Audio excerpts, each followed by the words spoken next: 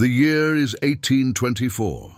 The air in the upper reaches of the Missouri River does not just carry the scent of pine and glacial melt. It carries the metallic tang of impending death.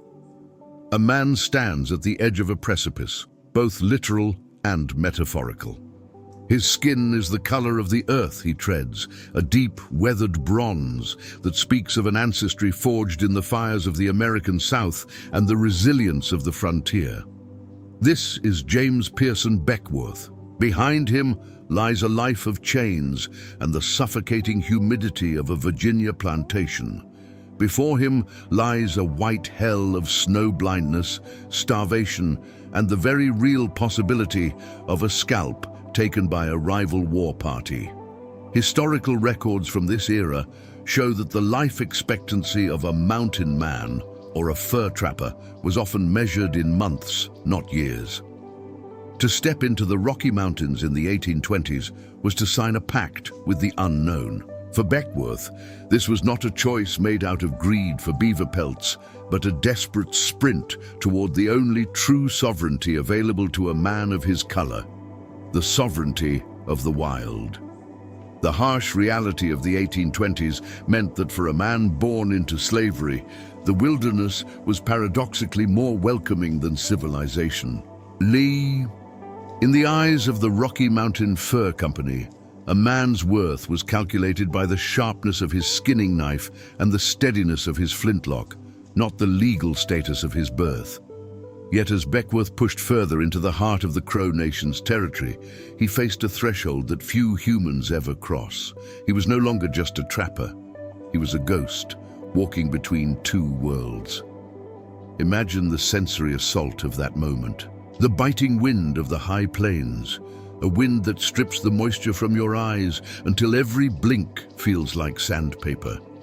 The sound of a heavy Hawkins rifle, the standard tool of the era, being primed, the mechanical clack-clack of the lock echoing against the silent, indifferent canyons. Beckwourth was starving. His ribs were a cage for a heart that refused to slow down. He had been separated from his party, lost in a labyrinth of granite and ice. To understand this moment, we must look at the forgotten customs of the fur trade. Trappers lived on mountain time, a psychological state where the past was a dream and the future was only as far as the next meal. Beckwourth was experiencing the starving time, a documented phenomenon where the body begins to consume itself. Yet it was in this state of physical degradation that his destiny intervened. He wasn't found by his white companions. He was found by a Crow scouting party. The fear in that moment was absolute. To the Crow, the Apsáalooke, an interloper, was often a target. But Beckwourth possessed a rare chameleon-like ability to read the unspoken language of the plains. He did not reach for his rifle. He reached for a memory, a story whispered among the trappers that he might have Crow blood in his veins. Whether true or a brilliant tactical lie, this claim was the thread that held his life together. As the Crow warriors surrounded him, their horses huffing clouds of steam into the frozen air, Beckwourth stood his ground. He did not beg, he did not flee. He exhibited the stoic defiance that the Crow valued above all else. This was the crucial threshold. The moment James Beckwourth ceased to be a runaway from the Missouri settlements and began his transformation into a legend of the West. He was stepping out of the annals of American slavery and into the oral histories of a sovereign nation. Before we dive deeper into the archives of the past, subscribe to Wildbound History and tell us in the comments, what country and city are you watching from? To step into the lodges of the Apsáalooke, the Crow Nation, in the mid-1820s was to step back into a world governed by a complex social tapestry that the civilized world of the East could never comprehend. For James Beckwourth, the transition from a fur trapper to a member of the tribe was not merely a change of location, it was a total reconstruction of his identity. This was the archive of life, the period where the daily rituals of the plains became the very marrow of his bones. Historical records from this era show that the Crow were among the most sophisticated horsemen and traders of the Great Plains. They lived in a world of constant movement, their lives dictated by the migration of the buffalo and the turning of the seasons. To understand Beckwourth's immersion, we must look at the forgotten customs of the Crow kinship system. When Beckwourth was brought into the camp, he wasn't treated as a prisoner or a guest, he was recognized. An elderly Crow woman, convinced by his features and a story he likely embellished to survive, claimed him as her long-lost son, stolen by enemies years before. In the eyes of the tribe, James Beckwourth died, and a Crow warrior was reborn. The harsh reality of the 1820s meant that survival was a communal effort. Beckwourth had to master the history of the everyday, the tactile, sensory knowledge required to stay alive. Imagine the texture of smoked elk skin against his weathered hands as he learned to stitch his own leggings with sinew. Think of the smell of the interior of a teepee, a thick, comforting haze of willow bark smoke, drying buffalo meat, and the earthy scent of sweetgrass. For a man who had known the metallic industrial stench of a blacksmith shop in St. Louis, this was a sensory revolution. The tools of his life changed fundamentally. He traded his heavy, cumbersome European boots for buckskin moccasins, which allowed him to feel the vibrations of the earth, the approach of a buffalo herd, or the stealthy footfalls of a Blackfoot raiding party. His Hawkins rifle remained, but it was now joined by the short, powerful recurve bow of the plains, a weapon of silent efficiency. He learned the language of the hands, the Plains Sign Language, a universal tongue that allowed him to negotiate with the Shoshone, the Nez Perce, and the Flathead tribes across hundreds of miles of unmapped wilderness. This was a period of intense cultural unlearning. Beckwourth had to shed the individualism of the American pioneer and embrace the collective honor of the Crow. In this society, wealth wasn't measured by gold in a bank, but by the number of horses one owned and the coups one had counted in battle. The archive of his life was now being written in deeds of bravery. He was no longer a man running away from a master. He was a man running toward a destiny he carved with his own blade. But there was a weight to this new life, a psychological shift. He lived in a state of constant high-alert readiness. Every dawn was a potential battlefield. The Crow were surrounded by powerful enemies, the Blackfeet to the north and the Lakota Sioux to the east. Beckwourth's journals and later dictated memoirs reflect a deep appreciation for the wisdom of silence. He learned to sit for hours, motionless, watching the horizon, understanding that in the wild, the first one to be seen was often the first to die. He wasn't just surviving, he was studying. He observed the political structures of the tribe, the way the Council of Chiefs debated war and peace, and the spiritual significance of the Vision Quest. He saw how the Crow utilized every part of the buffalo, the bladder for water bags, the bones for scrapers, the brains for tanning hides. This wasn't primitive living, it was a peak of human adaptation. Beckwourth realized that the civilization he left behind was fragile, while the wilderness he now inhabited was a complex, self-sustaining machine of ancient knowledge. As he integrated, Beckwourth's reputation began to swell like a mountain river in spring. He wasn't just a black-white man anymore, he was becoming a leader. He was a bridge between the technological world of the fur traders and the tactical brilliance of the Crow warriors. He was the archive through which two civilizations whispered to one another. To exist in the heart of the 19th century American wilderness was to experience a profound, crushing silence that the modern mind can scarcely fathom. For James Beckwourth, now deeply embedded within the Crow Nation, the psychological isolation was not merely a matter of physical distance from the settlements of St. Louis or the plantations of Virginia. It was the isolation of a man who belonged to everywhere and nowhere at once. Historical records from this era show that the life of a frontiersman was a constant battle against mountain fever, a term often used to describe not just physical illness, but the mental breakdown caused by extreme solitude and the unrelenting pressure of survival. But for Beckwourth, the pressure was doubled. He was a man of African descent, living as a Crow warrior, while still maintaining ties to the white fur trappers. He was a bridge, and a bridge is always walked upon, never truly belonging to either bank it connects. The harsh reality of the 1830s meant that the American West was a checkerboard of shifting alliances and sudden, violent betrayals. Beckwourth spent months, sometimes years, without hearing a word of English or seeing a face that reminded him of his youth. To understand this moment, we must look at the forgotten customs of the vision quest and the solitary scout. The Crow valued the ability of a man to go into the mountains alone without food or water to seek a guardian spirit. In these moments of forced starvation and sensory deprivation, the mind begins to fracture. For Beckwourth, these periods of isolation were where he confronted the ghost of the slave he once was and the specter of the war chief he was becoming. Imagine the psychological weight of the Big Open. The Great Plains and the Rockies offer a scale of landscape that makes a human being feel like a grain of sand. There is a specific kind of madness that comes with the wind, a wind that never stops, howling through the lodgepoles, carrying the screams of coyotes that sound hauntingly like human voices. Beckwourth's journals hint at a watchful melancholy. He was constantly calculating. Every snapped twig was a question. Was it a grizzly, a Blackfoot scout, or merely the ice shifting in the creek? This isolation was further complicated by his unique social status.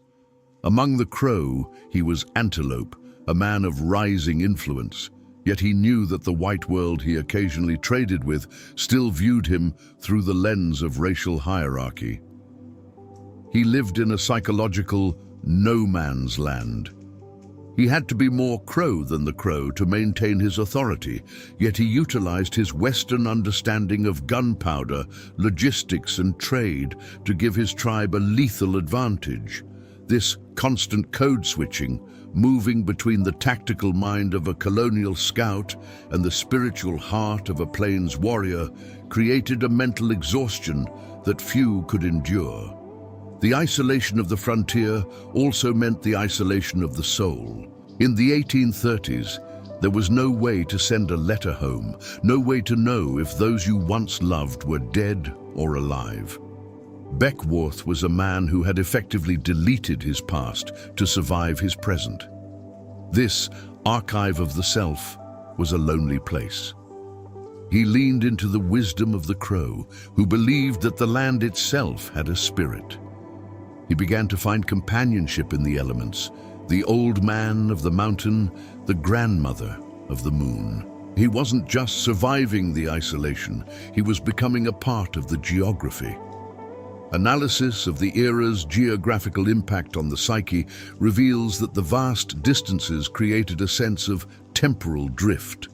Days bled into weeks based on the moon's cycle rather than a calendar. This disconnect from civilized time stripped away the anxieties of the industrial world, but replaced them with the raw, primal anxiety of the predator and the prey. Beckwourth had to master his fear. He learned that in the silence of the high country, your own thoughts can become your worst enemy. He filled that silence with the preparation for war, honing his body into a weapon and his mind into a fortress. He was alone against the world, but in that isolation, he found a terrifying kind of freedom. He was no longer a slave, he was a sovereign entity, answerable only to the Great Spirit and the edge of his own knife. The transition from a respected warrior to a legendary war chief was not bought with words, but with a baptism of blood and iron. In the high summer of the mid-1830s, the Crow Nation faced an existential threat that would push James Beckwourth to the absolute breaking point. To understand this moment, we must look at the forgotten customs of intertribal warfare. a reality where total war was not a concept of the future, but a daily struggle for territory, resources, and honor. The Blackfoot Confederacy, the traditional and most lethal enemies of the Crow, had descended upon the Apsáalooke territory with a force that threatened to shatter the tribe's hold on the Yellowstone River.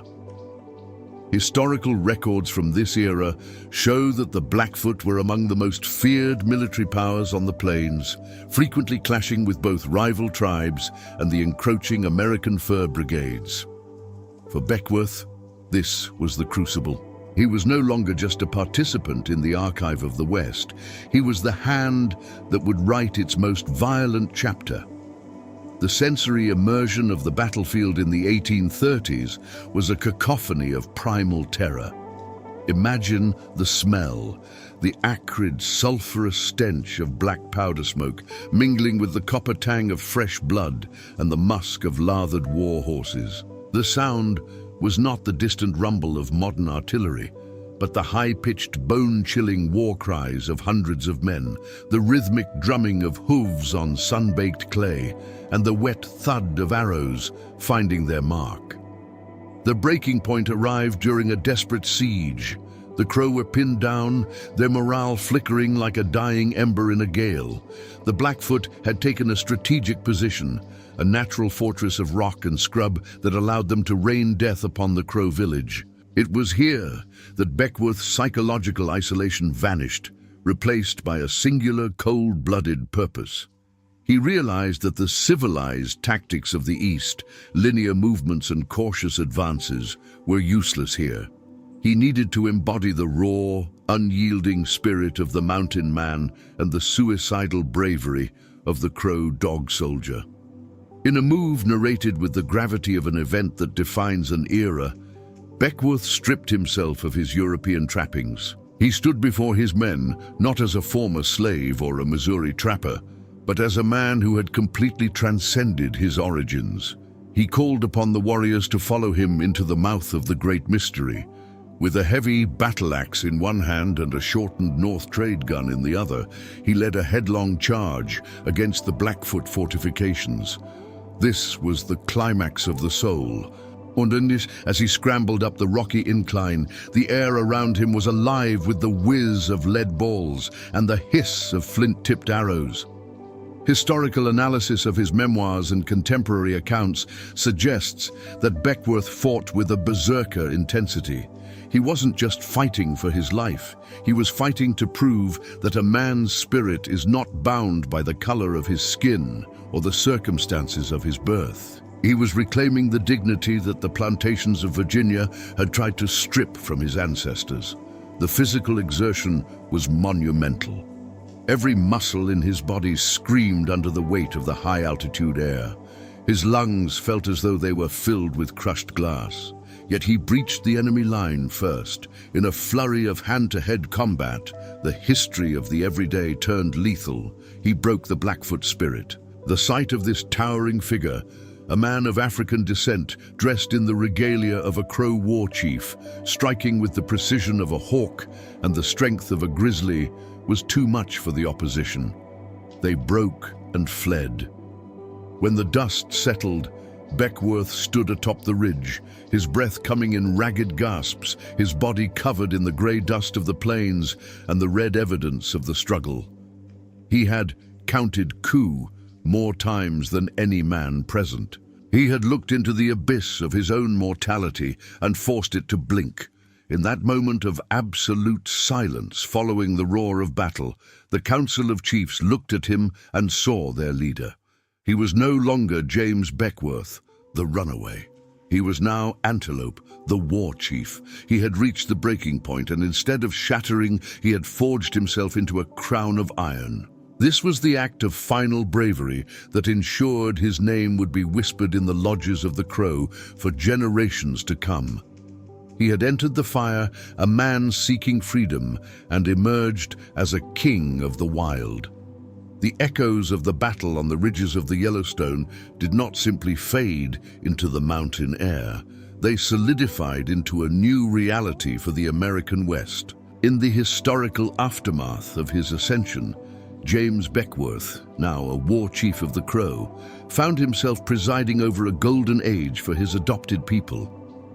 But as the dust of his personal triumph settled, the great tapestry of history was already beginning to fray at the edges. Historical records from this era, specifically the 1830s and 1840s, show a fascinating transition in the geopolitical landscape of North America. Beckwourth was no longer just a warrior, he was a statesman of the wild. To understand this moment, we must look at the forgotten customs of tribal diplomacy and the middle ground of the fur trade. As war chief, Beckwourth's role was to balance the traditional needs of the Crow, hunting, protection, and honor, with the encroaching, inevitable tide of Western expansion. He was a man who understood the long game of the white settlers because he had been born among them, yet his heart beat with the rhythmic drums of the Apsáalooke. The harsh reality of the 1840s meant that the fur trade, the very industry that brought Beckwourth to the mountains, was dying. The beaver had been trapped to near extinction, and European fashions were shifting away from silk and fur. The history of the everyday for the Crow began to change. Metal kettles replaced clay pots. Wool blankets from the American Fur Company replaced some of the buffalo robes. Beckwourth sat in the councils of the chiefs, his face lined with the weight of leadership, analyzing the historical aftermath of every trade agreement. He knew that every box of beads and every crate of rifles came with a price that wasn't paid in pelts, but in sovereignty. The aftermath of his rise to power also forced a deep philosophical acceptance of his own destiny. Beckwourth had achieved what no other man of his era could.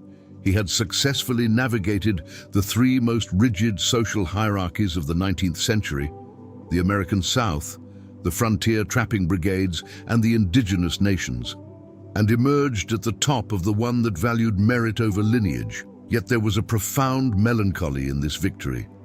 He was a king in a world that was being mapped, surveyed, and slowly strangled by the manifest destiny of the United States. Imagine the sensory details of his later years in the mountains. The sound of the Great Migration, not of buffalo, but of the creaking wagons of the Oregon Trail passing through the periphery of Crowlands. The smell of the New West, wood smoke from permanent cabins, and the metallic scent of the first surveying tools. Beckwourth saw the writing on the wall. He eventually left the Crow, returning periodically to the white world to serve as a guide, a hotel keeper, and a scout. But he was a ghost in both worlds.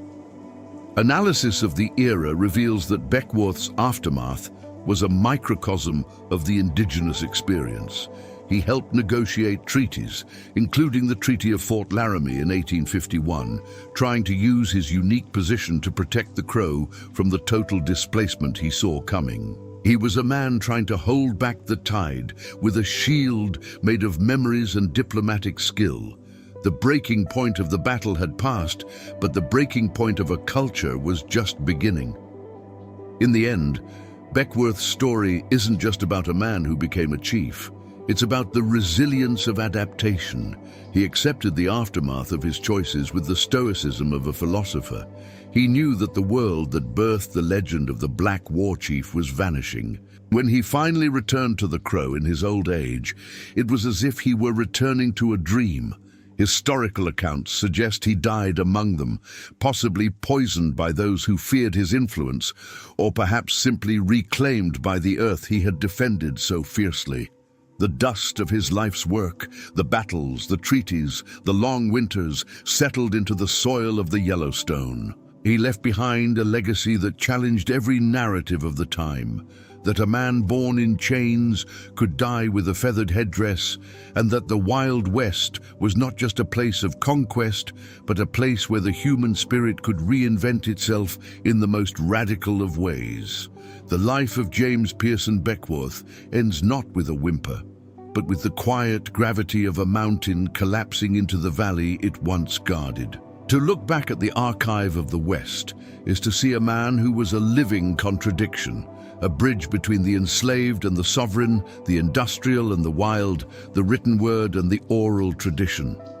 Beckwourth's legacy is a philosophical and documentary tribute to the sheer, unadulterated power of human resilience. Historical records from the 1860s tell a final, haunting story. Beckwourth, then in his late 60s, was called upon one last time by the US Army to act as a peacemaker. But his heart belonged to the Apsáalooke. Legend says that when he returned to the Crow villages, they refused to let him leave again. They believed that as long as their black-white chief was with them, the spirit of the nation would remain unbroken. Whether by natural causes or, as some oral histories suggest, a ceremonial poisoning intended to keep his spirit bound to their land forever, Beckwourth died among the people who had given him the only true crown he ever wore. The harsh reality of the mid-19th century was that men like Beckwourth were being erased from the official history. As the United States moved toward the Civil War and later the Indian Wars, the nuanced reality of a black war chief did not fit the simplified narrative of cowboys and Indians. Yet, to understand the American West, we must look at the forgotten customs of those who moved between worlds. Beckwourth was a pioneer of intersectionality before the word existed. He proved that identity is not a static birthright, but a garment woven by one's own actions, courage, and ability to adapt to the immersive sensory realities of the environment. We reflect today on the weight of his decisions. Imagine the wisdom of his silence in those final days. A man who had seen the rise of cities and the fall of buffalo herds. His life serves as a documentary evidence that the frontier was not just a line on a map, but a psychological space where the old rules of civilization crumbled, allowing a new kind of man to emerge. Beckwourth's story is a reminder that honor and sacrifice are universal languages, understood as clearly in a Virginia tobacco field as they are on a blood-stained ridge in Montana. His legacy is the untamed past itself. It is a story that demands we look beyond the surface of historical archetypes. He was a trapper, a scout, a soldier, a husband, a father, and a king. He was the embodiment of the American dream in its most raw and dangerous form, the dream of self-definition. As we close this chapter of the archives, we see Beckwourth not as a footnote, but as a pillar of fire in the dark history of the wilderness.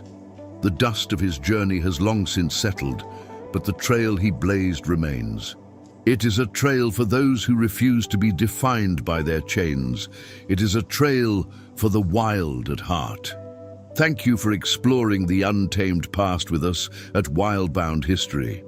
If you believe these stories of resilience must never be forgotten, hit the like button and subscribe for our next historical journey. Until next time, stay wild.